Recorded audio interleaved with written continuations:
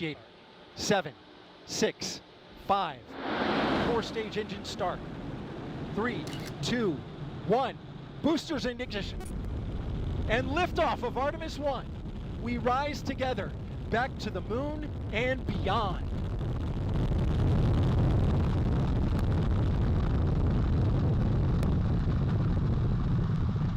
All 4 RS-25 engines on the core stage and 2 solid rocket boosters now propelling the vehicle at 128 miles per hour.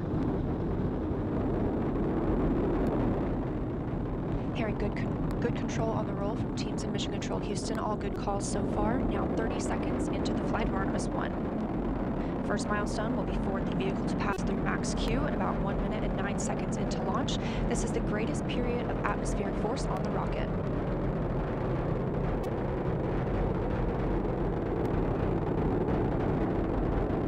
SLS now traveling 607 miles per hour.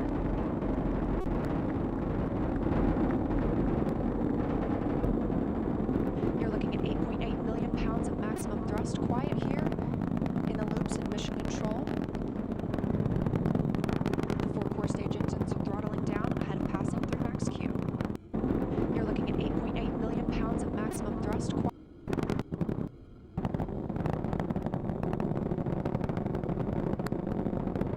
Now 1 minute, 21 seconds into the flight, traveling at 1,420 miles per hour.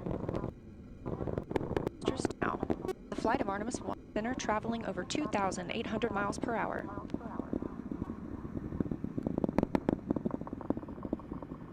Standing by for solid rocket booster jettison and shortly thereafter.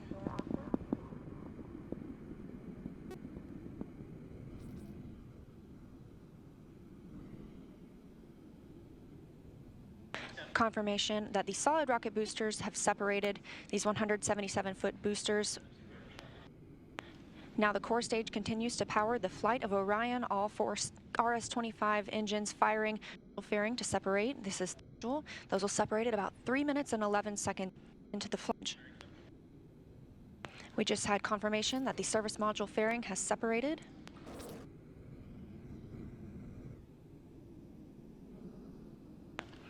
And that the launch abort system pyros have fired, separating those from Orion as well. For future crew members,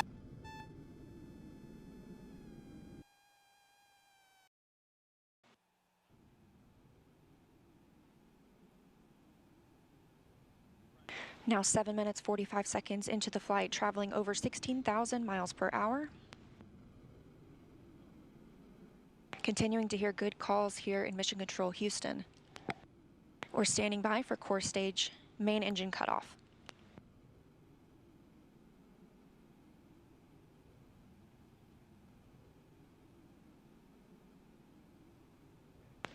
And we have confirmation of core stage main engine cutoff. Orion is now in Earth's orbit.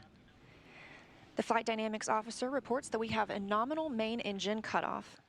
And we just heard the call for core stage separation. That means Orion and the interim cryogenic propulsion stage are now flying free from the core stage of the Space Launch System.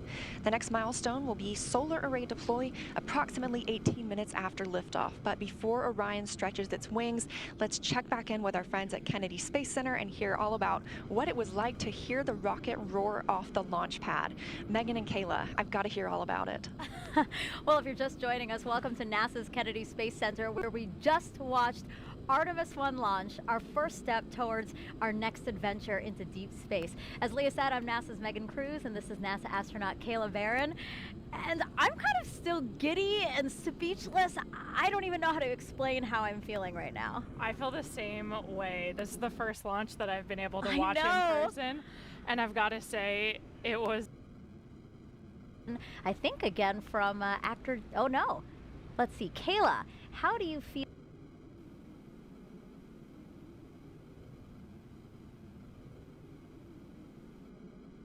Thank you for those who sent in those questions. We are about 50 minutes after the launch of Artemis 1, and we are approaching the next critical milestone, that's perigee raise maneuver. So let's head back over to Leah in Mission Control. Thanks, Megan. And you're right, we are coming up on perigee raise maneuver about 2 minutes from now. We are now 51 minutes into the flight of Artemis 1 after lifting off at 1:47 a.m. Eastern Time from Kennedy Space Center. The vehicle now traveling over 14,600 miles per hour. So during Orion's orbit of Earth, it reaches an apogee and a perigee. The apogee is the highest point above Earth's surface and the perigee is the lowest. Therefore, this perigee raise maneuver is a firing of the ICPS RL-10 engine, and it's going to raise the lowest point of Orion's orbit over Earth. This also included a checkout of Orion's systems and any adjustments to the solar arrays. All 4 of those solar arrays, as you can see, are swept back. That's going to keep them from having any loads imparted that might be perigee raise them. Will put us in the proper position for the translunar injection burn. That's that really big and long burn that we need to send us to the moon. We're about 1 minute away from the perigee raise maneuver. This is a shorter burn. It's about 45 seconds until the perigee raise maneuver. For the start.